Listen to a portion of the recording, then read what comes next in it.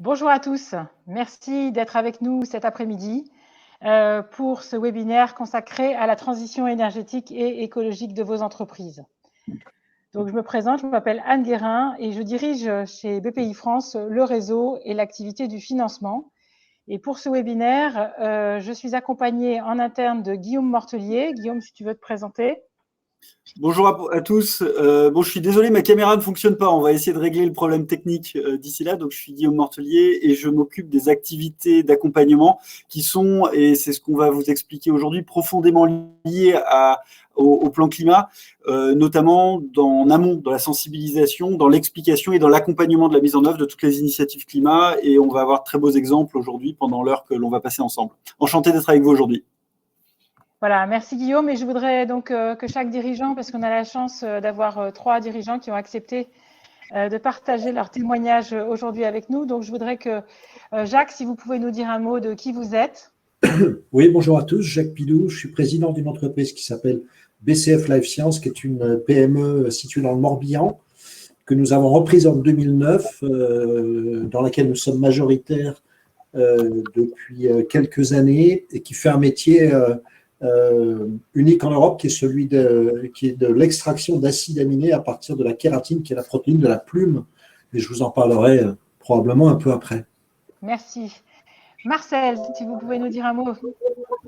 Écoutez, Marcel Rani, donc, je suis président d'une société familiale qui fabrique des luminaires d'éclairage public et du mobilier urbain. On est situé à Cagnes-sur-Mer et bien entendu, on développe les nouvelles technologies LED et économiques pour les nouveaux marchés. Merci Marcel. Alban? Bonjour à tous, Alban Le Tertre, je suis le directeur général de la Société des hôtels littéraires qui a une petite dizaine d'hôtels 4 étoiles en France et aussi un camping 5 étoiles dans le sud de la France. Voilà. Merci Alban. Voilà, donc ce que je vous propose, c'est, je vais dire un mot un petit peu de ce que c'est que le plan climat chez BPI France et puis ensuite, très vite, je laisserai nos dirigeants raconter leur histoire. Donc, BPI France, comme vous le savez, est une banque publique et nous avons bâti au cours de l'année 2019 un plan, ce qu'on appelle le plan climat, avec un objectif triple. En tant que mission publique, d'abord, quand même, il faut le rappeler, c'est une problématique dont on voulait se saisir parce que c'est une problématique qui vous concerne au premier chef. Et vous savez que notre ambition, c'est de vous accompagner, vous, chef d'entreprise, et d'accompagner votre croissance. Dans ce cadre-là, on a développé un plan climat avec 3 enjeux principaux, dont on va parler bien sûr que d'un aujourd'hui, mais un qui est la contribution au financement des énergies renouvelables et au développement des énergies renouvelables. Un pied qui est la science et l'innovation au service du climat, puisque vous savez que BPI France est une entreprise qui est la banque publique de l'innovation et qu'on a développé des outils de financement de l'innovation qu'on met aujourd'hui au service des green tech. Et puis enfin, et c'est le pied le plus important et celui que nous allons évoquer aujourd'hui, la mise en transition des entreprises. Parce qu'on a une conviction chez BPI, c'est que effectivement l'urgence climatique s'impose à nous tous, je dirais au niveau comme citoyen, mais elle s'impose à vous comme chef d'entreprise, fournisseurs de clients qui vont être de plus en plus exigeants sur ce plan-là, et employeurs de collaborateurs qui vont vous questionner et vous challenger sur ces sujets-là de plus en plus. Donc pour nous, c'est un levier majeur de compétitivité pour le voir de manière positive. Vous sentez comme moi que le climat monte, la pression va monter sur les établissements financiers et pas que sur le fait d'accompagner des entreprises vertes. Alors la philosophie de BPI France, c'est surtout pas de dire on va trier le bon grain de livret dans nos clients et puis se tourner seulement vers les clients qui sont déjà en transition et déjà très avancés. Pas du tout, notre parti pris est exactement l'inverse. Il consiste à prendre par la main, si j'ose dire, en tout cas à vous accompagner, vous, dirigeants ou dirigeantes d'entreprise, dans cette transition, parce que, en fait, si vous êtes, selon les études qu'on a menées, tous plutôt convaincus sur le fait qu'il faut le faire, c'est une autre chose de passer à l'acte. Passer à l'acte, ça veut dire quoi faire, comment faire, avec qui faire, comment financer. Et c'est un peu la réponse à toutes ces questions qu'on a voulu mettre dans notre plan climat.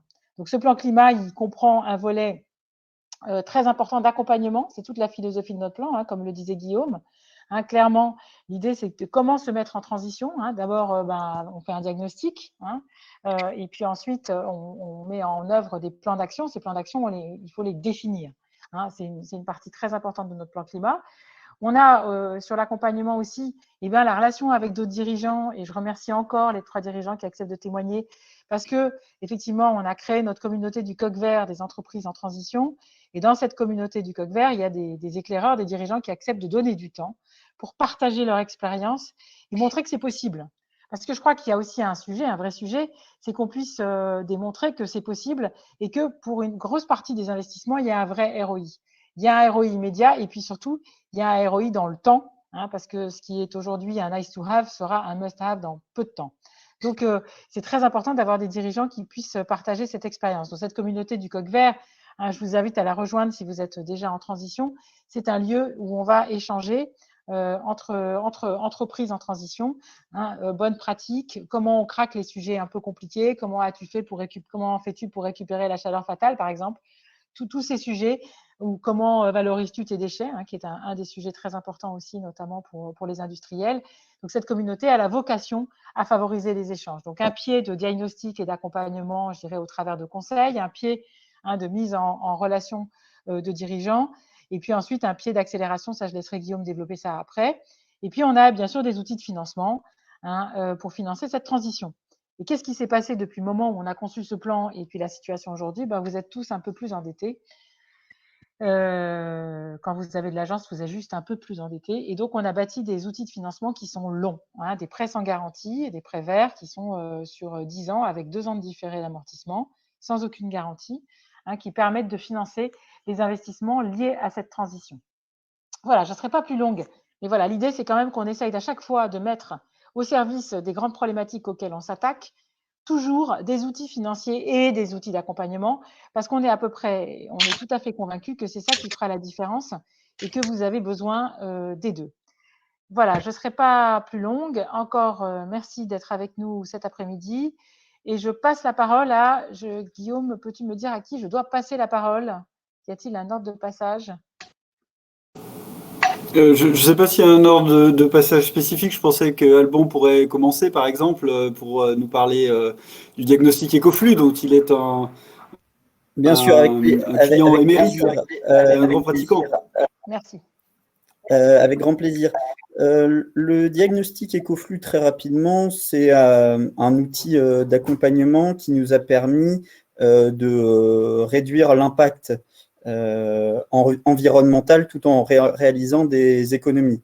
Donc, que ça soit sur les flux énergétiques ou sur les déchets.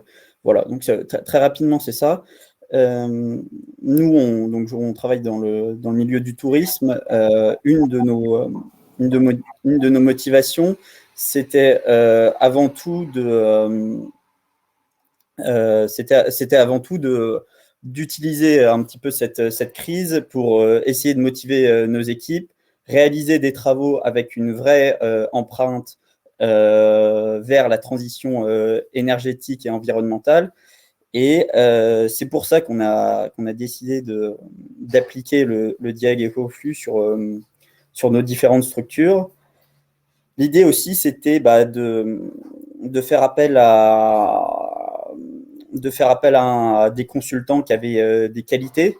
Donc, c'est-à-dire que nous, c'était OID Consulting, des consultants qui nous ont permis en fait d'identifier les travaux éligibles à la réduction de notre empreinte carbone, etc.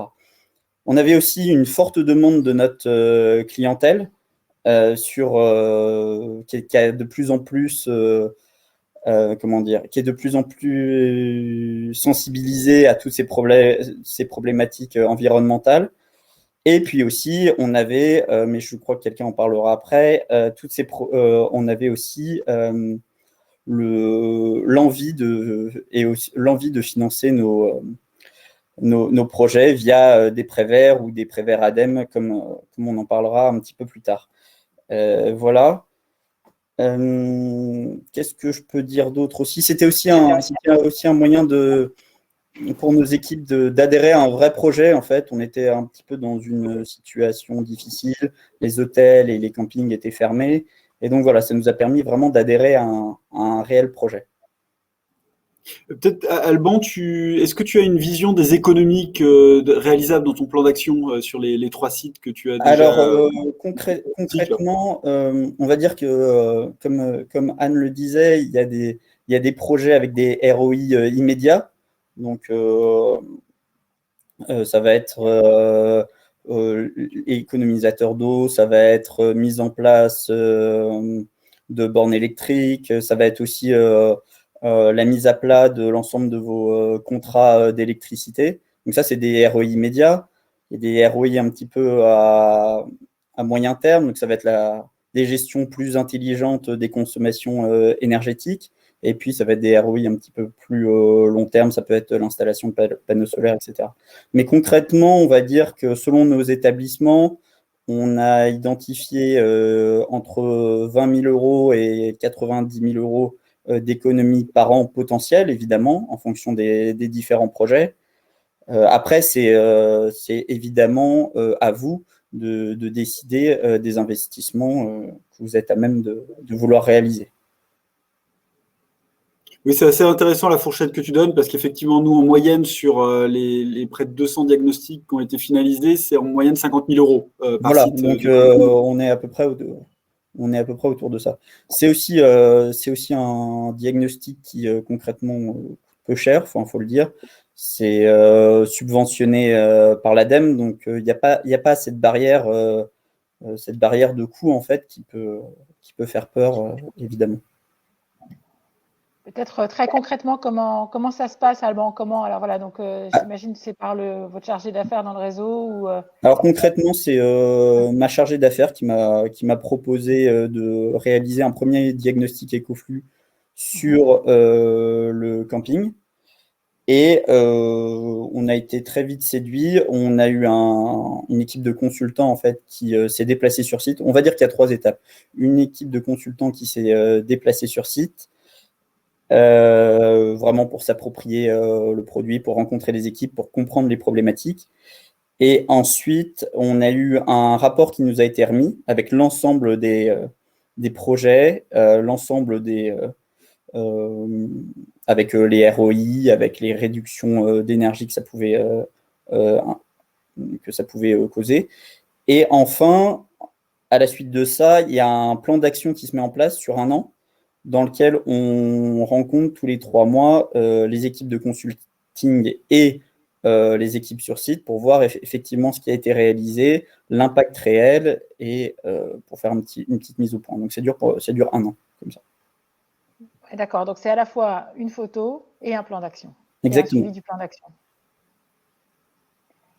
Ok, merci Alban, merci beaucoup. Il y avait une question là de Théophane qui vous concerne. 50 KE d'économie, cela représente quel pourcentage des dépenses induites? C'est-à-dire, quand on parle ROI, vous avez dû investir pour économiser. Alors, c'est ce que je disais, en fait, on va dire qu'il y a, selon les établissements, il y a entre 1000 et 1500, 1000 et 5000 euros qui coûtent vraiment rien du tout. Ça va être de la remise à plat de contrat. Après, effectivement, il y a des ROI à 10 ans et donc là, c'est des investissements qui coûtent beaucoup plus cher. Genre, par exemple, les panneaux solaires. Ouais, d'accord. C'est ce qu'on a effectivement dans le plan, hein, dans le plan d'action dont parlait Alban, c'est qu'on sépare en fait les gains immédiats qui sont généralement des gains immédiats récurrents, qui nécessitent généralement très très peu d'investissement, et il y a des gains un peu plus long terme qui nécessitent une enveloppe d'investissement qui est assez variable bien sûr d'un site à l'autre et en fonction de la typologie d'activité. Exactement. Voilà, et ça, effectivement, pour un diagnostic dont le prix est de 1200 euros. Voilà, 1200 euros en fonction de la taille de l'entreprise, 1200 euros ou 2000 euros. Hein, concrètement, dès la mise à plat de vos contrats, vous avez déjà quasiment remboursé ça. Puis aussi, donc voilà, c'est très vite intéressant. En fait. Merci Alban, Claire, je pense. Ouais, merci beaucoup, très éclairant. N'hésitez pas après si vous avez des questions à poser. On enchaîne avec… Jacques? Ça va, Jacques? Pardon, je mets mon micro, j'avais coupé. Bonjour Guillaume, bonjour à tous et toutes. Bonjour. Ouais, donc je prends la… J'y vais. Donc, je le disais, nous, notre métier, donc je suis dirigeant d'une PME, donc BCF Life Science, qui fait à peu près 40 millions d'euros de chiffre d'affaires avec 190 salariés. C'est une entreprise qui en fait est partie de l'économie circulaire. Donc, comme beaucoup d'entreprises, en fait, on fait de la RSE, comme M. Jourdain faisait de la prose. C'est-à-dire qu'il y a un point de passage entre le faire et le formaliser, entre en parler et le structurer. C'est un peu le chemin qu'on a pris aujourd'hui. Donc, c'est pour ça que j'ai accepté de participer au webinaire. J'ai été gentiment sollicité et j'ai vraiment pas de leçons à donner. J'ai juste une expérience à partager. On est au début du chemin de la RSE. Donc, on n'est pas rentré encore. On va le faire maintenant, là, dans les semaines qui viennent, dans le processus Diag Ecoflux. On a fait un financement Prévert puisqu'on a restructuré, on a fait une restructuration de nos financements il y a quelques semaines et donc on a eu recours au Prévert. Voilà, donc pour revenir à la RSE, nous on est dans l'économie circulaire puisque notre métier c'est de créer de la valeur autour de ce qu'on peut considérer un coproduit, donc la plume issue des abattoirs. On est en Bretagne, donc on récupère des milliers de tonnes de plumes pour créer de la valeur autour de ces produits et pour en faire des applications de tous ordres dans le domaine pharmaceutique ou compléments alimentaires ou de l'aquaculture ou de la nutrition végétale ou du traitement des allergies dans le domaine vétérinaire. Voilà, il y a beaucoup d'applications différentes. Donc pour nous, la démarche RSE, elle est vraiment maintenant au cœur. Je dis maintenant, elle l'était, je pense, mais elle l'est davantage encore depuis qu'on l'a formalisée. On va faire un premier rapport RSE en juin cette année. Ça a vraiment été une réflexion stratégique autour de la contribution de l'entreprise à ses salariés, à la société de manière générale, à nos parties prenantes. Voilà, donc on a mené une réflexion là-dessus. Ce que disait Anne Guérin au début est évidemment très juste sur la pression qu'on ressent des clients, et c'est une bonne pression, parce que c'est une pression qui nous fait bouger, qui nous oblige à réfléchir, pression des investisseurs aussi, des fonds d'investissement et des partenaires bancaires. Hein. Donc nous, dans les financements qu'on vient de monter, on associe des critères ESG à nos financements. Donc nos financements seront partiellement indexés sur notre performance RSE. Voilà. Donc pour aller vite là-dessus et puis expliquer ce qu'on fait sur la transformation énergétique et environnementale, donc nous, il y a 4 axes qu'on a retenus dans notre stratégie. Je vais aller vite. Hein. Le premier, c'est tout ce qui tourne autour de la contribution à la santé, à la nutrition de nos produits. Le deuxième axe, c'est le développement humain. Le troisième, c'est la création de valeur. Donc, par exemple, on a fait rentrer, il y a 80% de nos salariés qui sont actionnaires de l'entreprise depuis mai 2019. Donc, on a ouvert le capital de l'entreprise à nos salariés. C'est vraiment un projet qu'on avait parce qu'on pense que c'est un élément d'adhésion et de performance au projet de l'entreprise. Et puis, la préservation des ressources et de la transition énergétique. Donc, voilà. Donc, nous, on est dans ce point de passage-là. On est aujourd'hui plutôt dans une phase de diagnostic. On est dans une phase aussi, avec le rapport RSE qu'on vient de faire, dans une phase de photographie de nos flux, de nos consommations et dans la construction d'outils de pilotage pour aller baisser la consommation de ressources, en particulier le gaz, l'électricité et l'eau, qui sont les 3 grands sujets pour nous sur lesquels on doit être plus performant demain. J'ai été un peu long, je suis désolé si je l'ai été, je ne me rends pas compte. Hein. Vous me dites si je suis un peu long. Bon, après, je ne sais pas comment vous voulez faire. Moi, je peux détailler un peu plus ce qu'on fait. Ce serait peut-être intéressant de nous expliquer pourquoi vous avez sollicité un Prévert, par exemple, dont vous parliez en introduction, sur quel projet? Alors, le Prévert, pour nous, il va financer les parties études et équipements pour aller optimiser les procédés. Okay. Autour de ce qui concernera les consommations d'énergie, l'eau et les matières. Donc, voilà. Ça sera autour de ces sujets-là. Et c'est un investissement de combien, Jacques, que vous faites? Le prêt vert, Enfin, le total de votre investissement, là, sur les consommables. Là, en l'occurrence, le prêt vert, c'est 5 millions d'euros. Mais en fait, on est une entreprise qui fait, donc on fait à peu près 40 millions d'euros de chiffre d'affaires et nos investissements industriels représentent chaque année plus de 10% de notre chiffre d'affaires. Donc, on a une très forte politique d'investissement industriel. Ouais. Et peut-être pour mettre en perspective, parce que vous avez été modeste en présentant la société, mais vous êtes quand même en très très forte croissance depuis plusieurs années maintenant. Est-ce que vous voyez la RSE justement comme un facteur de croissance, ou comment est-ce que vous voyez l'équilibre entre… Est-ce que vous faites un arbitrage entre la RSE et la croissance, ou est-ce que c'est l'outil de votre croissance aussi? Non, d'abord, je trouve qu'en tant que dirigeant, je trouve que la RSE, c'est un sujet extraordinairement fédérateur. C'est-à-dire que je pense que autant on peut dans une entreprise avoir des divergences sur un certain nombre de décisions qu'on peut prendre, d'inflexions stratégiques, mais la RSE, c'est vraiment le sujet sur lequel tout le monde se retrouve. Et c'est le sujet qui permet à n'importe quel salarié de parler de son entreprise de manière différente et extra-financière. Et je trouve ça, de ce point de vue-là, je trouve ça extrêmement intéressant. Et pour nous, la RSE, c'est un sujet de performance. La performance, elle est au cœur de la RSE pour nous. Compte tenu de notre modèle, de notre process de production, qui par construction consomme de l'eau, du gaz, de l'électricité, et qu'on est en croissance, on est obligé d'être vertueux et de plus en plus vertueux, de plus en plus déterminé là-dessus, à moins consommer à la tonne produite. Dans la construction de notre développement, nos volumes en valeur absolue vont forcément progresser, mais on doit être beaucoup plus vertueux à la tonne produite. Et c'est pour ça que ce qu'on veut vraiment faire, on a mis en place un certain nombre de choses sur les baisses de consommation de gaz. On a innové sur une technologie qui a été lancée par une start-up qui nous a fait faire des économies intéressantes sur la récupération de calories. Mais c'est vraiment un sujet qui passe aussi par la construction d'indicateurs pilotés par les ateliers.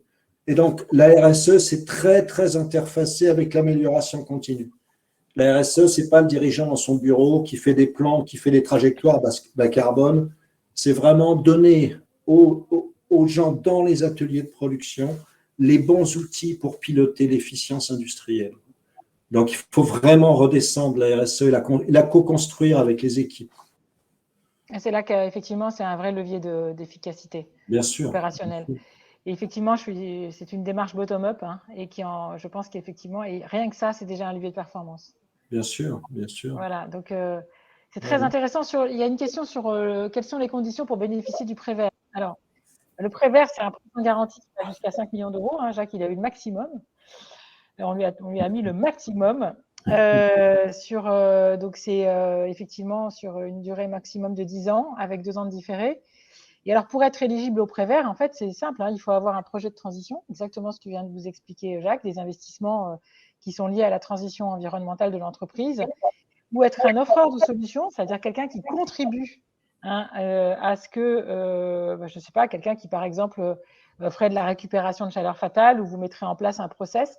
Cette entreprise-là, pour financer son BFR de croissance, on peut mettre un prêt vert aussi. Voilà. Donc, d'un côté, on est sur le côté client, c'est-à-dire entreprise en transition, et de l'autre côté, ce prêt vert peut accompagner l'offre, c'est-à-dire la croissance des entreprises qui aident à faire cette transition, ce que vous êtes aussi, puisque Jacques, vous êtes les deux à la fois, en fait. Oui. À la fois un offreur de solutions et effectivement une entreprise qui elle-même se met en transition. Oui, absolument. C'est des sujets fabuleux, c'est des sujets passionnants. Oui. Mais il faut que tout le monde comprenne que c'est à la fois effectivement un levier, mais c'est très concret. C'est une somme de gestes très concrets. Donc c'est pour ça que c'est intéressant. Le diagnostic Ecoflux, c'est un premier pas qu'on fait qui permet d'identifier des économies immédiates. Mais ensuite, on s'aperçoit que plus on avance, plus il y a de nouveaux sujets. Hein. Et donc, c'est pour ça que ça emmène peu à peu énormément de collaborateurs. Et effectivement, dans l'industrie, ça suppose effectivement d'appliquer tous les ateliers dans cette démarche si on veut vraiment optimiser complètement sa production de ce point de vue-là. J'en profite pour parler du VTE vert, du coup, parce que effectivement, certains dirigeants disent qu'ils n'ont pas beaucoup de bande passante, ce qui est vrai, mais vous nous direz comment vous faites pour gérer ça tous les trois, en plus de votre job enfin, sur le reste. Hein. En tout cas, nous, on a poussé une initiative qu'on trouve intéressante qui s'appelle le VTE.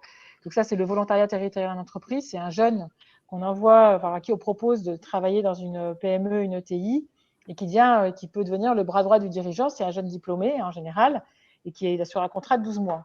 Et on propose de les décliner. Nous, avec Guillaume, on a travaillé à le décliner sur le vert, c'est-à-dire c'est une ressource, un jeune ingénieur en général, à qui vous pouvez proposer une mission sur 12 mois liée à la transition de votre entreprise. Donc, une mission très concrète, puisque l'objectif, c'est vraiment que ça vous serve à quelque chose vraiment sur votre transition, que ça va vous permettre d'attirer des talents, parce que vous savez qu'aujourd'hui, nos jeunes diplômés sont en grande recherche de sens. Et donc, moi, je trouve ça très bien de les prendre au mot et de leur proposer de faire une mission qui fait sens au niveau de l'environnement. Et ça vous permet, vous aussi, quelque part, d'attirer un ingénieur qui ne serait pas forcément venu, il n'aurait pas forcément pensé à venir, mais là, avec une mission liée à l'environnement, ça va l'intéresser de travailler 12 mois dans votre entreprise. Donc, c'est un process assez simple. On a une plateforme qui s'appelle vte-france.fr, si je ne m'abuse, Guillaume, qui permet de déposer des offres. Et puis, régulièrement, nous, on incite les étudiants à aller voir et on cible quand même les étudiants plutôt d'écoles d'ingénieurs. Et idéalement, si vous avez des écoles dans vos régions, ça nous intéresse parce que c'est toujours plus intéressant, effectivement, de jouer ça, une carte locale sur ces sujets-là. Voilà. Mais ça peut être une aide ponctuelle sur ces sujets-là, sachant qu'il y a une aide financière sur ce VTE qui est aujourd'hui de 8 000 €. Donc, ce n'est pas énorme, mais c'est quand même une petite incitation pour cette action que je trouve intéressante quand on manque de bras ou quand on a envie de cibler des actions spécifiques. Voilà, j'ai été un petit peu longue, mais je pense que c'était une précision utile. Est-ce qu'on passe à notre… Il y a une petite question de Jean-Louis qui demande à Jacques si BCF Life Sciences est une entreprise à mission. Non, on n'est pas… non, on n'est pas… pardon, je croyais que j'avais coupé mon micro. Non, on n'est pas une entreprise à mission. On a des voisins qui le sont, mais pas très loin d'Yves Rocher, par exemple, qui est une des premières entreprises à mission. Mais non, on ne l'est pas. Mais je connais je trouve… en tout cas, on ne l'est pas. Voilà, je trouve la démarche évidemment plus qu'intéressante, très stratégique, mais on ne l'est pas. Très clair, merci beaucoup. Et puis, on vous a mis un lien sur le VTE vert pour que vous puissiez, en complément de d'Iran, pour que vous puissiez vous y retrouver en termes de chemin. On passe à Marcel, du coup ? Avec plaisir. Donc, comme je vous expliquais, nous, on a une entreprise qui date maintenant, puisqu'on a fêté nos 94 ans cette année. Et bien entendu, quand on a une entreprise un petit peu vieille, on a de vieilles habitudes, parce qu'on a du personnel jeune, très innovant et très demandeur, et on a du personnel ancien qui est campé un petit peu sur ses habitudes. Et c'est pas toujours évident de faire passer les messages que l'on veut. Et la RSE, Jacques a dit beaucoup de choses sur la RSE, mais c'est vrai que nous faisons de la RSE depuis des années sans le savoir. Et quand on en a pris conscience, on s'y est vraiment mis un petit peu plus fort. On a une personne qui était rentrée pour être référente RSE. On voyait ça un petit peu de loin, on disait c'est bien, mais en fin de compte, avec les messages qu'elle nous a apportés et sa volonté aussi de faire changer un petit peu les esprits, on s'est aperçu qu'il y avait vraiment beaucoup d'argent à économiser, de belles économies à faire quand on y met vraiment le nez dedans. Nous, c'est vrai que la gestion des déchets, par exemple, est un sujet qui a été très important pour nous, puisque il il y a encore une dizaine d'années, on jetait tout. Et quand on sait le prix de la mise en décharge ou de la destruction des déchets et qu'on voit aujourd'hui qu'on arrive à revendre du déchet qu'avant on jetait, on a tout simplement gagné de l'argent et on a économisé. Tout ça en partenariat avec des entreprises locales. Nous, on a un groupe qui s'appelle le groupe Sclavo, sans faire de publicité, mais c'est un groupe très, très innovant et avec des outils très performants qui est vraiment local, qui est régional et qui nous a apporté des solutions. Et puis Veolia aussi pour le tri des déchets, le reconditionnement. Et ensuite, sur l'outil de travail, nous avons, il y a 6 ans, nous avions décidé de faire de nouveaux bureaux pour donner un petit peu d'espace à la production. Alors, c'est vrai qu'on a fait un bâtiment, on a mis 6 ans entre avoir le permis et faire le bâtiment. C'était un gros investissement de 10 millions. Mais entre le moment où on l'a pensé et le moment où on l'a réalisé, il y a beaucoup de choses qui se sont passées. La société a fait une forte croissance. On a eu des besoins différents. On a énormément embauché puisqu'on est le groupe maintenant, au total, fait 150 personnes. Mais Rani, c'est une grosse centaine de personnes. Et on s'est aperçu qu'il fallait voir différemment l'outil. Alors, bien sûr, il y a la RT 2012 quand on construit un nouveau bâtiment, mais on a modifié les flux, on a fait la logistique complètement séparée pour avoir une meilleure gestion des stocks et avec des produits qui sont à l'abri plutôt qu'être sur le parking et à la pluie.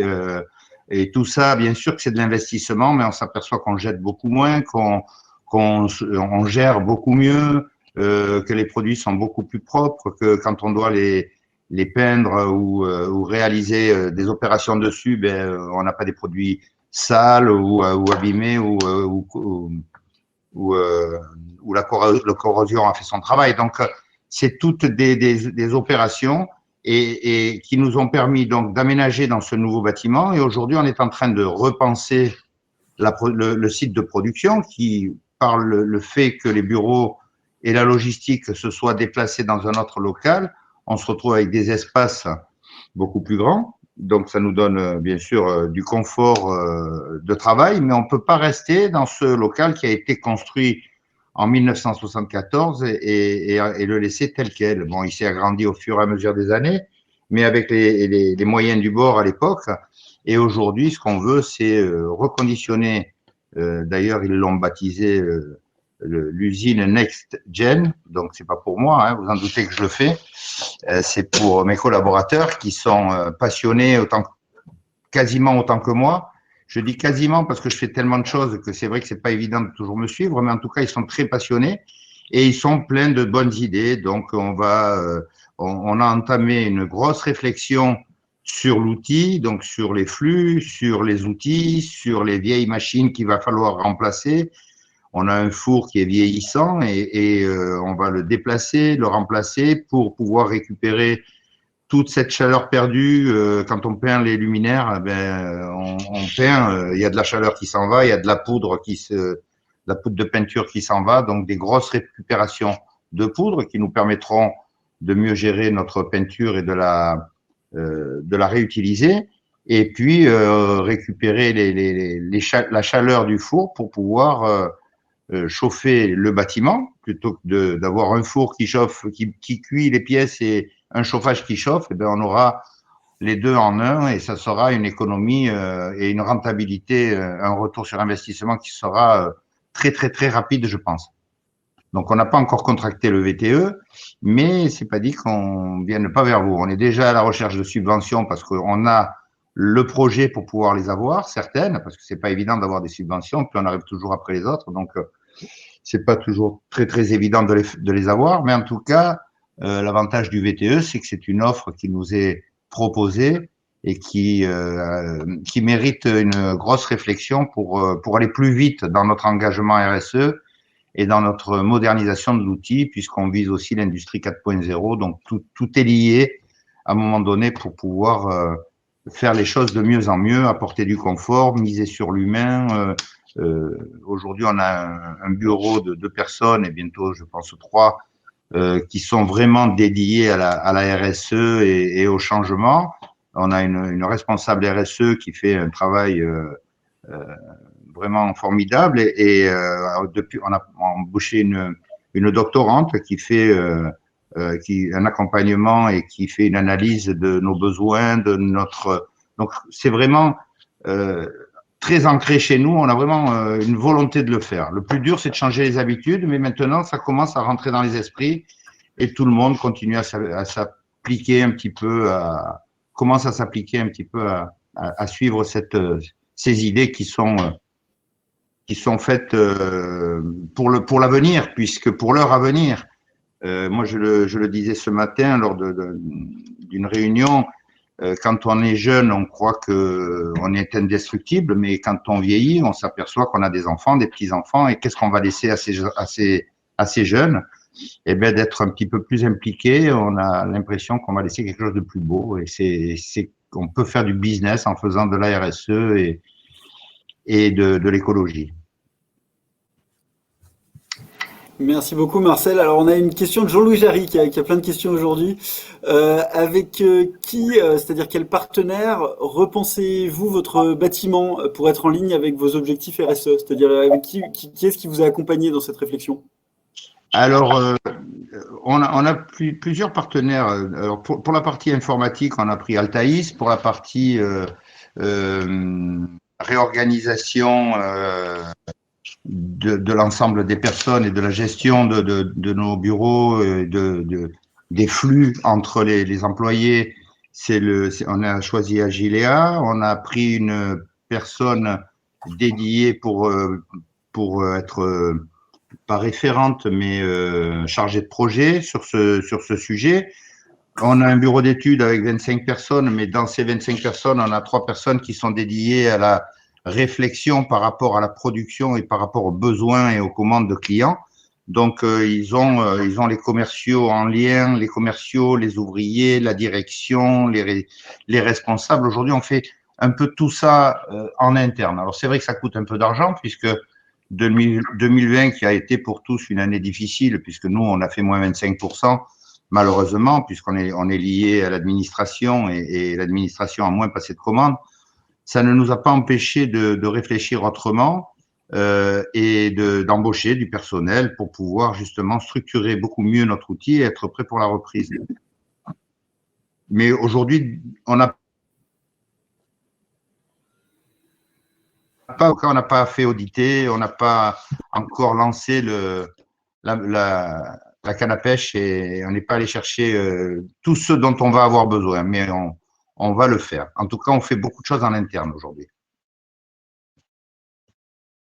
Et Marcel, vous êtes aussi éclaireur du coq vert. Vous êtes impliqué dans la communauté, vous avez été l'un des premiers du coup à vous lancer.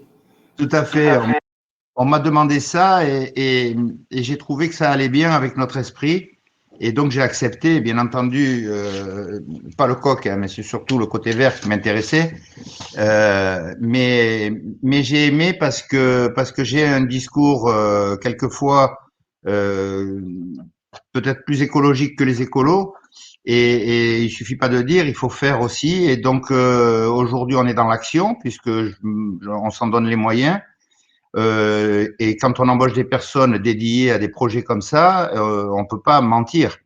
Donc, mon discours, il est basé bien souvent là-dessus, l'humain et la nouvelle façon de voir l'industrie.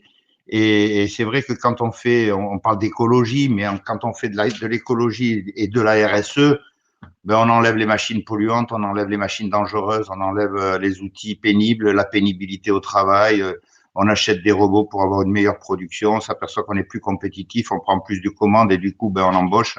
Donc, ça va vraiment dans un sens super. Et donc, d'être le porte-parole et d'avoir porter le message un peu plus loin et autour de moi, puisque en étant vice-président du syndicat d'éclairage, je suis administrateur à l'UIMM, je suis au DCF et je rencontre beaucoup de chefs d'entreprise et bien souvent, on me sollicite pour expliquer un petit peu ou en tout cas pour m'entendre sur ces sujets et c'est bien de pouvoir apporter des idées, pas une parole d'évangile, mais en tout cas une parole un peu plus saine que ce qu'on a pu avoir sur donner l'image d'un chef d'entreprise qui ne pense pas qu'à gagner de l'argent, mais aussi qui pense à créer une entreprise qui ressemblerait plus à une association qu'à une entreprise pour faire que du business. Merci Marcel. C'est vrai que vu votre métier, c'est pas mal quand on est dans l'éclairage d'être éclaireur. Honnêtement, hein, c'est juste parfait. On ne pouvait pas faire mieux. Oui, non, mais je rejoins ce que vous dites et je pense que c'est intéressant.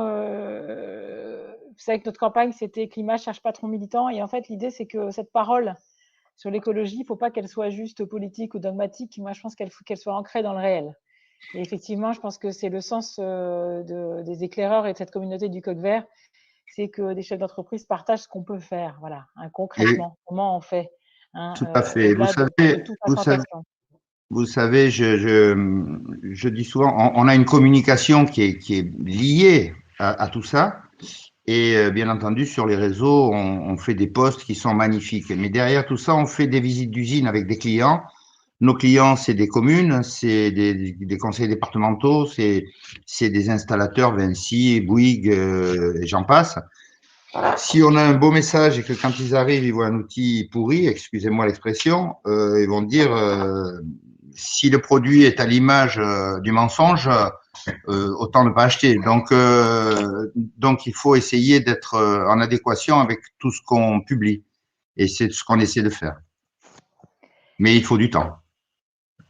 Merci beaucoup, Marcel. Je propose peut-être, Guillaume, on a deux, trois questions. Oui, sur les questions, je vais les prendre si ça te va. Sur Jocelyne qui demandait comment mesurer l'impact de mon activité sur l'environnement. J'ai entendu parler du climatomètre, donc je vous ai mis, Jocelyne, le lien du climatomètre. Le climatomètre, questionnaire de 10-15 minutes maximum, qui vous permet de faire un bilan dans les grandes mailles, hein, il faut se le dire, pour essayer de voir où est-ce que vous vous situez par rapport à d'autres dirigeants de votre secteur sur votre stratégie climat, la manière dont vous abordez les produits et les services, votre fonctionnement interne, la création de valeur. Et c'est vraiment une première image qui vous invite à aller plus loin. Ça ne vous donnera pas un bilan très précis. Si vous voulez aller plus loin, il y a les premiers pas, comme on a pu en parler avec Alban sur Ecoflux, hein, qui vous permet déjà de travailler sur vos différents flux matières. Et on va sortir, et ça répond aussi à une des questions qui avait été posée par Nathalie, je crois, sur la question de la décarbonation qui va devenir, qui n'est pas l'alpha et l'oméga de la RSE, mais qui est quand même assez centrale en termes de mesure de l'impact carbone. Et on en parle souvent avec Anne et les autres membres du COMEX de BPI France. On sent qu'on est vraiment dans une phase de bascule où on a un ensemble de contraintes qui sont les clients et tout l'aspect réglementaire. Il y a même les financeurs. Nous-mêmes, en tant que banque, on nous demande de plus en plus d'intégrer des critères sur la transition. Et parmi ces critères, clairement, l'empreinte carbone va devenir quelque chose qui va être de plus en plus importante.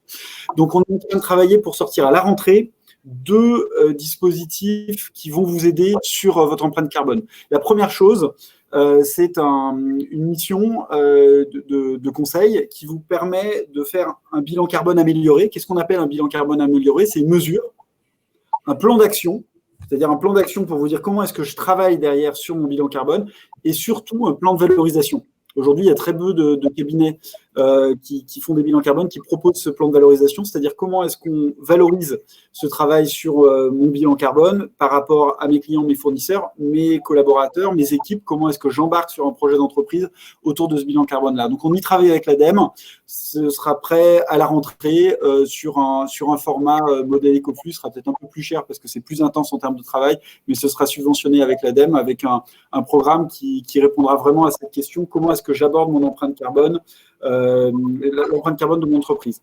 Ensuite, pour aller encore plus loin, on a en octobre un accélérateur, l'accélérateur décarbonation, qui est un programme qui dure 24 mois, où on va sélectionner sur ce premier programme pas plus d'une quinzaine d'entreprises. Là encore, on l'a structuré avec l'ADEME, avec comme objectif de refaire la stratégie de l'entreprise au regard des contraintes de décarbonation, identifier les grands axes de mise en œuvre et puis commencer à initier les projets pendant 24 mois. Ça va être un vrai facteur d'accélération. Et pour cette équipe de dirigeants, donc réduite encore une fois à une quinzaine de dirigeants, on va mettre les ressources de BPI France, les ressources de l'ADEME pour essayer de booster les projets de décarbonation. Donc, lancement en octobre, c'est largement subventionné. Là encore, c'est 22 000 euros, cet accélérateur-là. Et 22 000 euros sur 24 mois, c'est moins de 1 000 euros par mois, si vous voulez, sur ce dispositif-là. Et on fera tout, on mettra tout en œuvre pour vous accompagner dans votre décarbonation. Donc ça répond, je pense, à la question de Nathalie. Et les bons interlocuteurs, hein, lorsque vous avez à la fois à en parler sur Ecoflux, sur la décarbonation et les accélérateurs, c'est bien sûr vos chargés d'affaires BPI France qui ensuite vous aiguilleront vers les bons dispositifs. Coq Vert, peut-être, Anne, sur la communauté. Oui.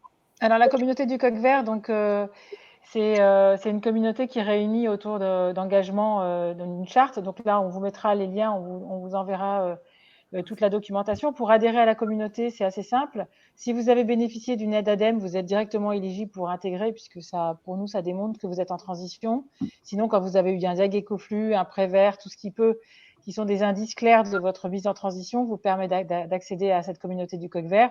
Et sinon, il y a des labels comme ISO 14001, enfin, un ensemble de labels qui vous permettent d'être éligible à l'entrée dans cette communauté. Alors, cette communauté, aujourd'hui, il y a à peu près 400 membres, hein, donc elle grossit vite.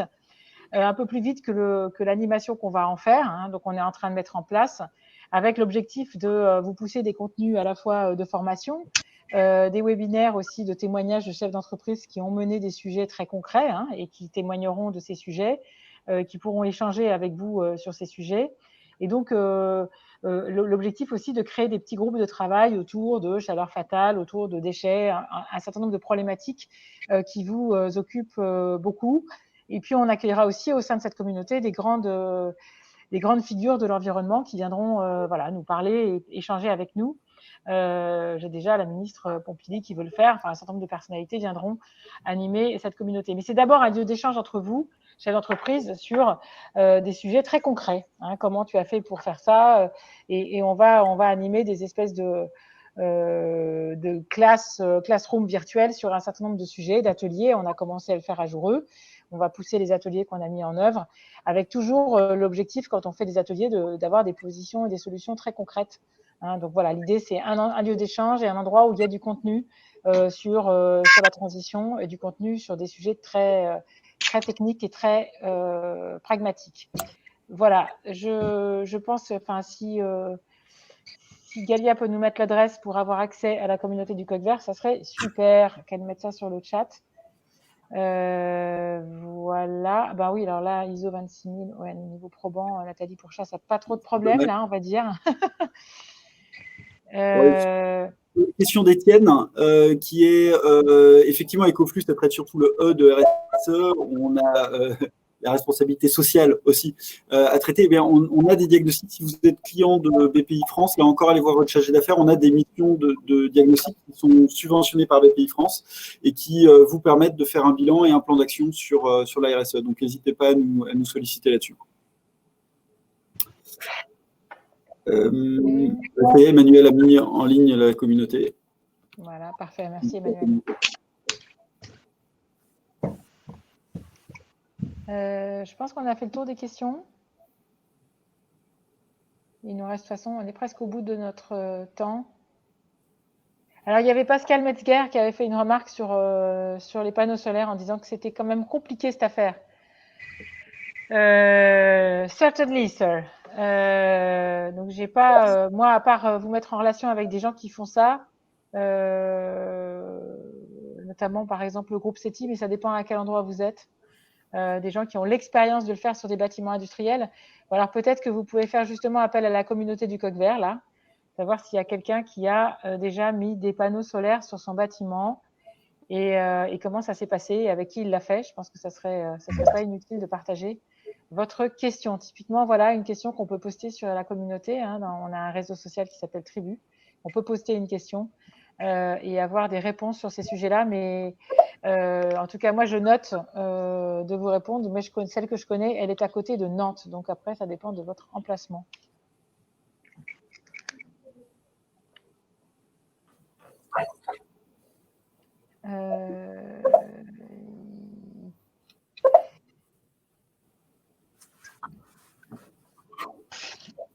Ah ben voilà, il y a déjà Sylvain qui répond.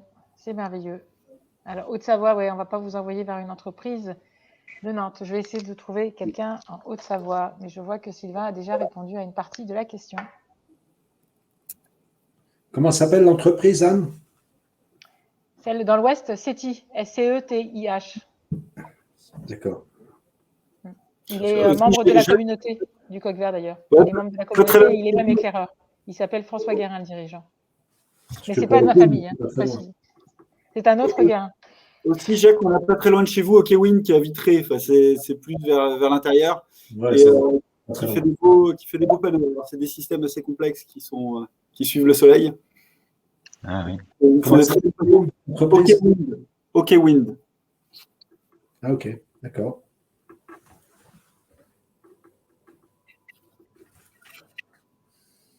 Ok. Bon, je pense qu'on a épuisé notre chat, Guillaume. Oui, j'ai l'impression qu'on a tout couvert. Voilà, et voyez les réponses que vous faites les uns aux autres, c'est toute l'ambition de la communauté, c'est de se rendre au service et de se faire à la courte échelle entre membres de la communauté du Coq Vert. Oui, on va distribuer des coqs verts. Bien sûr que tous les membres de la communauté ont normalement le droit à leur coq vert. Merci beaucoup et je remercie encore une fois.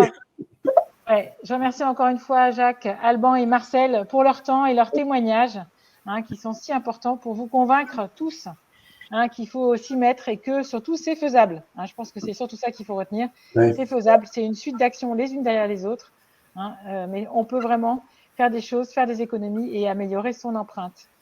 Merci à tous. Merci beaucoup. Et à très bientôt. Merci beaucoup.